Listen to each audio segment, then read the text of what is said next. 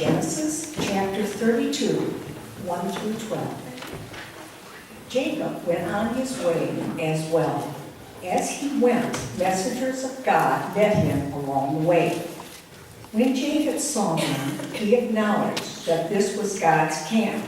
So he named that place Mahanaim, which means two camps. Jacob knew he had to pass by the territory of Edom, where his brother Esau lived.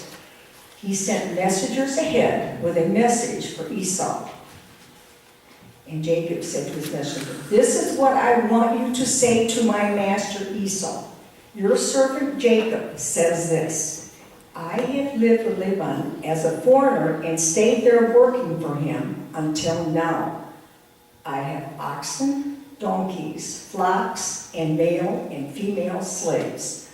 I have sent my messengers to inform you, my master, of all this so that I might regain your trust and favor."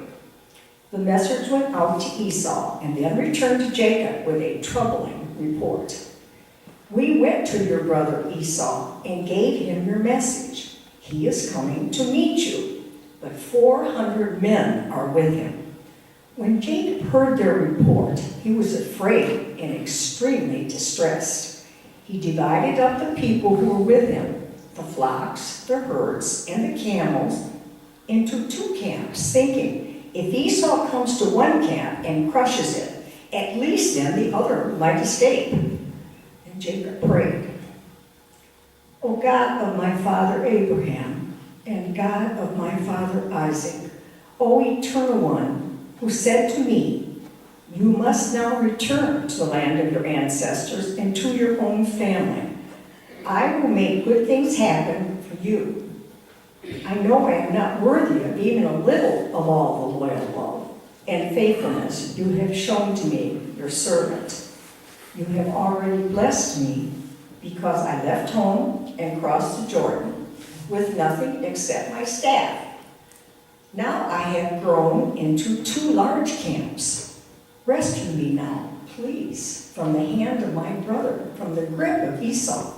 I am afraid that he may come and crush us all, the children alongside their mothers. Remember, you told me, I will make good things happen for you and make your descendants as many as the grains of sand on the shores, which are too numerous to count." And Jacob prayed on. And continuing on in verse 13. He spent the night there, and from his possessions he prepared a gift for his brother Esau. 200 female goats, 20 male goats, 200 female sheep and 20 rams, 30 milk camels and their colts, 40 cows and 10 bulls, 20 female donkeys and 10 male donkeys. When he had rounded them up, he made various servants responsible for driving each herd. He gave them instructions. "Travel on ahead of me and put some distance between each herd. When Esau, my brother, meets you and asks you, 'To whom do you belong? Where are you going? And whose herds are these?' then say, 'They belong to your servant Jacob, and are a gift sent to my master Esau. Jacob is coming along behind us.'" Jacob instructed those responsible for the second and the third herds, as well as those who followed behind, to help. "When you meet Esau, say the same thing these other herdsmen have said. Make sure you tell them, 'Your servant Jacob is coming along behind us.'"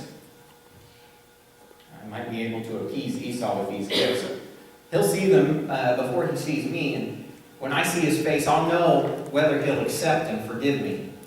So the gifts were driven on ahead, and he stayed the night in the camp, waiting. Later that night, Jacob got up and took his 2 wives, his 2 female servants, and his 11 children, and he crossed the Jabbok River.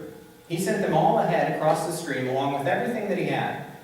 But Jacob stayed behind, left alone in his distress and doubt. In the twilight of his anguish, an unknown man wrestled with him until daybreak.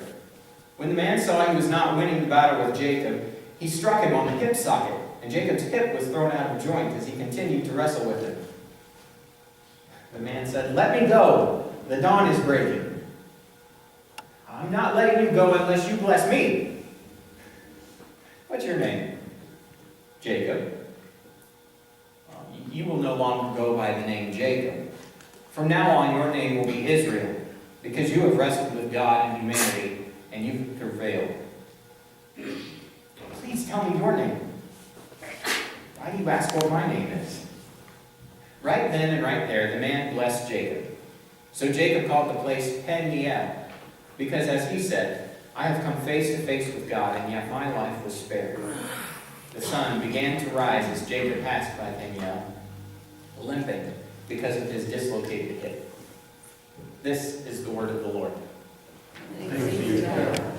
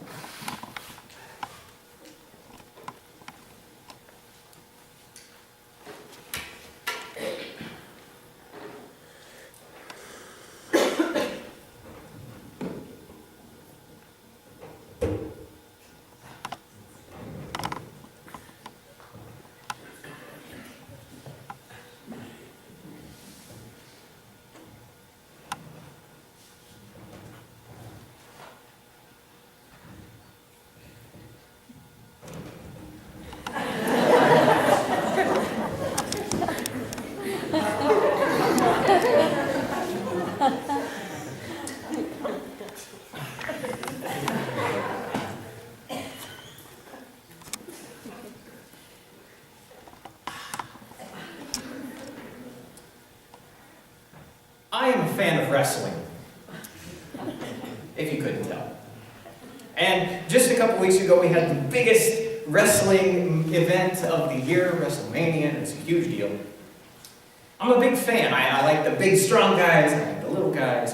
One of my favorite types of wrestling to watch is Lucha Libre. Everybody say Lucha Libre.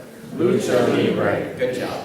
Now, Lucha Libre is a Mexican style of wrestling. It involves lots of flips and twists and little guys doing all sorts of crazy acrobatic things. And while all that's well and good, one of the coolest things about Lucha Libre is the masks. They all wear masks, or most of them do.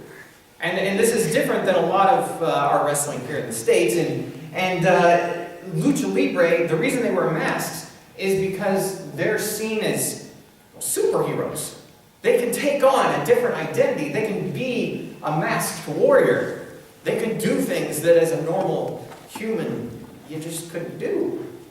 And so they wear masks. Wrestling changes your identity. Is my hair sticking up?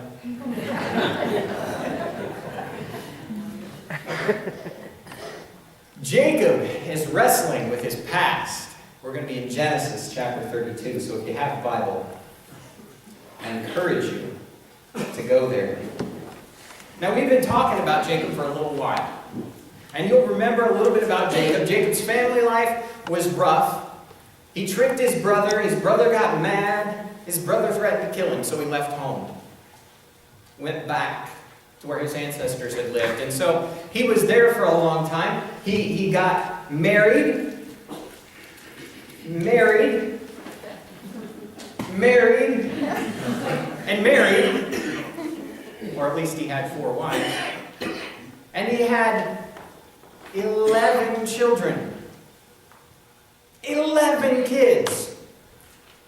4 wives. I don't know which of those numbers is more astounding. And so Jacob finally reaches a point where he decides it's time to go, right? You'll remember how he knew the will of God. He looked at the circumstances and everything was saying you need to leave. He prayed to God and God said you need to go. He talked to his family, his fellow believers, and they said you need to do whatever God is telling you to do. And so Jacob heads home after 20 years of being away. 20 years separated Jacob from when he had tricked his brother Esau. 20 years from when Esau first said that he wanted to kill his brother Jacob. And so Jacob is heading back, and he's a little concerned. Now, you guys remember Esau, right? Everybody say Esau. Esau. Esau was Jacob's brother. Esau was the guy who kind of shrugged off God's blessing. It's not important to me, I don't want it. And then he was mad when he didn't get it. And Jacob is scared. And so, in Genesis chapter 32, starting with verse 3, it says, Jacob sent messengers ahead of him to his brother Esau in the land of Seir, the country of Edom. He instructed them, this is what you're to say. Say, your servant Jacob says, I've been staying with Laban and have remained there till now. I have cattle, donkeys, sheep, goats, men servants, maid servants. Now I'm sending this message to my Lord that I may find favor in your eyes. Jacob was scared. He was afraid there was going to be bad blood. And so he's very cautious. And so Jacob does what Jacob is used to doing. Jacob's a schemer. He's a planner. He's a thinker. He's going to trick and manipulate and try and get control of a situation. You'll remember Jacob, he cooked for his brother Esau and convinced his brother to give up his right. Later on, he would dress up like his brother Esau, put goat skins all over himself, wear his brother's clothes so he could trick his mom and dad, or his dad, excuse me. And so Jacob is a trickster, mischievous. His name means the one grasping the heel. His identity is wrapped up in tricking and tripping people. And so Jacob, he says, I'm going to send all these things that I've acquired. I'm going to send them in groups. I'm going to butter Esau up before I get there. So you guys go, you guys go, you guys go, and tell him that your servant Jacob is coming behind you. Interesting language. They're brothers, right? Jacob is the one. They are brothers, right? Okay. They're brothers. And Jacob, for all intents and purposes, should be the one kind of in charge, right? His father has blessed him. He has the birthright now. He has God's blessing and his father's blessing. But notice what he says. He says, your servant Jacob is coming. He's elevating Esau and saying, you're the man. And then later on he says, he uses the term my Lord to talk about Esau. Now this isn't a worshipful thing. He's not deifying Esau. But again, he's saying, you are up here and I'm down here. Please don't hurt me. So Jacob sends group after group after group. And he sends these messengers on ahead, and they meet up with Esau, and they come back, and they give a report. Jacob says, what'd you find? The servants, they say, well, we found Esau. We told him what you said. And now he's on his way here with 400 men. Oh, I bet he's throwing me a party. Okay. Yeah, he was scared. At first, he thought, well, maybe things will be okay if I talk in this kind of servant language, if I pretend like Esau is better than me.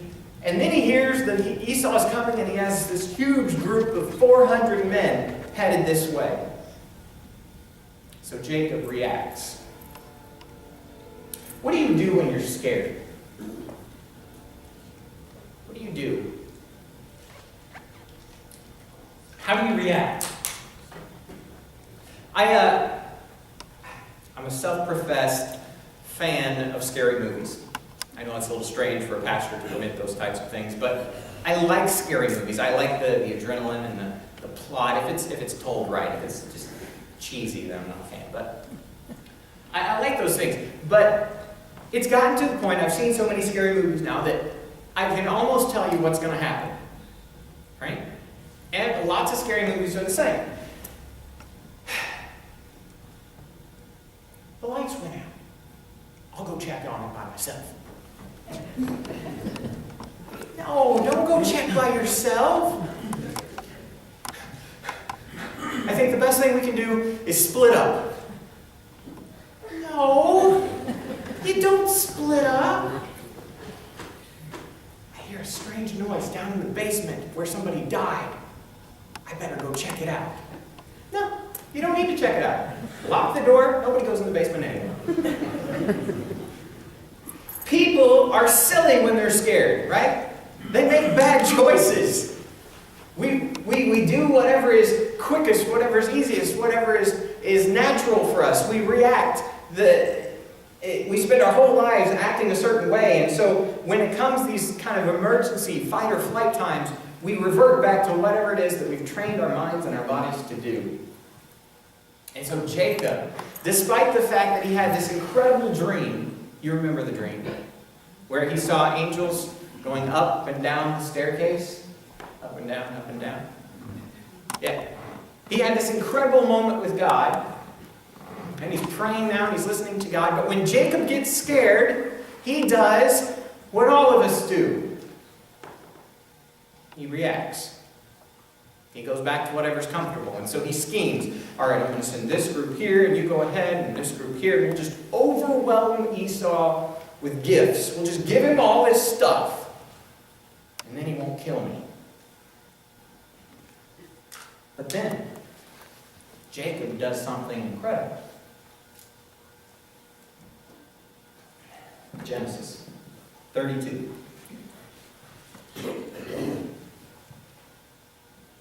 Verse 9, it says, "Then Jacob prayed." See, I'm going to read it, but this is a different Jacob than what we're used to, right?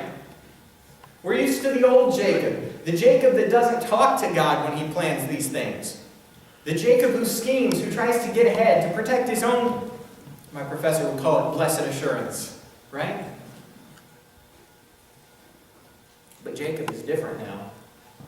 And so he has these two natures within himself that are fighting, struggling. Genesis chapter 32, verse 9. "Then Jacob prayed, God of my father Abraham, God of my father Isaac, O Lord, you said to me, go back to your country and your relatives, and I will make you prosper. I'm unworthy of all the kindness and the faithfulness that you've shown to me. I had only this walking staff when I crossed the Jordan, but now look at everything that I've become. 2 huge groups, a huge family. Save me, I pray, from the hand of my brother Esau. I'm afraid that he will come and attack me. And not just me, but my wives, the children. But you've said, I will surely make you prosper, make your descendants like the sand of the sea, which cannot be counted. Jacob, there's something different inside of him now. Right? He's set up his Mizpah. He's decided, I'm not going back there. I'm not going back to that place. And so he has this natural inclination to scheme, but now he feels like that's not the right way to do things. He feels like there's something else that I should be doing. I should pray. I shouldn't be scheming. Have you ever found yourself in that position where you want to do something, but the little voice inside you says, no, we don't do that anymore. We're doing things a new way now. Jacob says, I'm unworthy of the way that you blessed me. He's honest. God, I'm scared to death. But he remembers the promise. I remember you said that you're going to make my descendants as numerous as the sand in the sea. Jacob is wrestling. And wrestling with these types of issues is necessary for growth.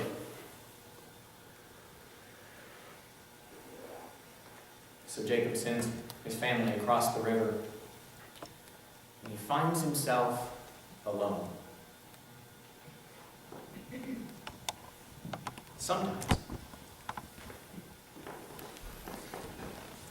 Sometimes you have to be alone in order to hear God. Sometimes you have to get away from the distraction and the noise in order to encounter the creator of the universe. So Jacob, distressed and upset and confused, he finds himself in a wrestling match for the ages. His spiritual and physical reality crashes together. Jacob has been going over these things, wrestling with his past, the memories of what he did to his brother and the consequences of that. Wrestling with this inner conflict of who his body, his flesh tells him to be and who God tells him to be. And so he has this inner struggle, and it culminates this night against some unknown man. So Jacob wrestles, and he wrestles, and he wrestles, and he wrestles. And it reaches a point. The sun starts to come up. Jacob has been going back and forth with this guy. The guy even dislocates Jacob's hip, and Jacob won't give up. He keeps fighting. He keeps kind of grappling and struggling against him. Finally, the guy says, Jake, just let me go. Look, it's a new day, right? We'll just, you go back to what you were doing. It's a day like any other. You just do what you were doing, and we'll move on. Just let me go. Jacob said, no, I'm not letting you go. Bless me. Bless me. I'm not the guy that I was, right? I don't care about any of that anymore. All this struggle, all this pain, all this anguish that I've been going through, all this confusion, all this heartache, people treating me like I shouldn't. I'm not letting you go. Bless me. It sounds totally different than the Jacob who ran away from home. The Jacob who lives in the shadows. The Jacob who tricks and connives. And so this man asks him, what's your name? What's your name? Who are you? I'm Jacob, the heel grabber, the schemer, the mischievous one. That's me. That's who I am. And the man looks at Jacob and he says, no,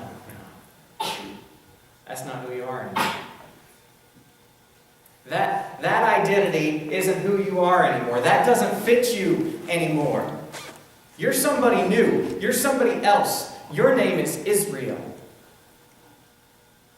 It means you've struggled with God. You've wrestled with God and with man. And Jacob, you have overcome. Enough with this defeated attitude, this woe is me, this low and cowardly, I'm going to do things for myself, I'm going to run when life gets hard. Enough with that. That's not you anymore. Look, you've spent the whole night wrestling with me. I even beat you up. I dislocated your hip, and you will not let me go.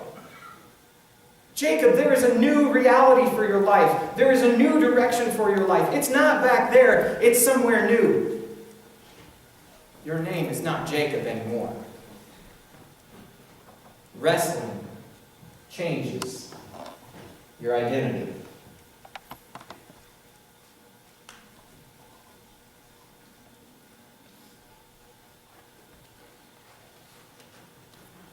So often we avoid it. Wrestling is hard. Sometimes it requires us to get close to the one that we're wrestling with. Sometimes it's painful. Sometimes we just don't even want to talk about it. We just want to take the easy way out. We want to go the easy route. And I don't want life to be hard. I'm comfortable with this. Wrestling changes your identity. And God asks you to wrestle with Him. Because, in all honesty, if you've never wrestled with God, what I mean by that is if you've never taken the time to go, God, I don't understand this. This doesn't make sense. This hurt. This made me mad. I didn't like when you did that. I mean, does it just make you comfortable to think that there is a being who exists outside of space and time? He was before there ever was anything else, and He will be after everything else is gone. He sees the beginning, the end, and the middle all at the same time. He exists in and out of space. He is present, but He's also far enough away. He's all-powerful and all-knowing. He died. He came back. Life hurts. And there are a lot of questions, confusions. And God, as our Father, as our protector, as our provider, wants us to come to Him and say, Dad, I don't understand. I need to wrestle with you for a little bit about this. Help me to understand. And it might take you an hour. It might take you all night. It might take you your entire life. But wrestling develops identity. And God desperately wants to take you out of this place, this person, and make you into something more, something better. So wrestle with God. Do that. And what you will get from that experience is something bigger and better and deeper and more precious than anything that you could get from buying into the world by playing it safe, by being what I like to call a Christian ostrich. When the difficult, you're cool. I'm a big bad Christian. Look at me. I'm the biggest bird on the planet. Until things get kind of hairy, kind of dangerous, kind of scary. Somebody asks a tough question. Why do good things happen to bad people? Why do bad things happen to good people? Where was God when this happened? Is the Bible really the Word of God? What about the dinosaurs? Somebody asks a difficult question, and the big bad Christian goes, oh, no. We bury our head in the sand and la la la la la la and hope it goes away. Wrestle with God, and you will get a deep, real, authentic faith that can give you the strength that you need to face anything that happens in this world. It's something worthwhile. It's something impressive. And there's nothing fake about that. God, we thank you for who you are. We thank you that you have ears big enough to listen to what we have to bring to you, what we have to ask, what we have to say. That you have shoulders big enough to handle our accusations and our confusions and our frustrations. And God, that you have a heart big enough to love us no matter what we say or do. Father, I pray this morning that we would not be afraid to wrestle with you. No matter how long or painful it is, we know that you're going to develop something in us that will be incredible. incredible, strong, precious, real. Father, thank you for your Son, Jesus. And it is in his name that we pray. Amen. We're going to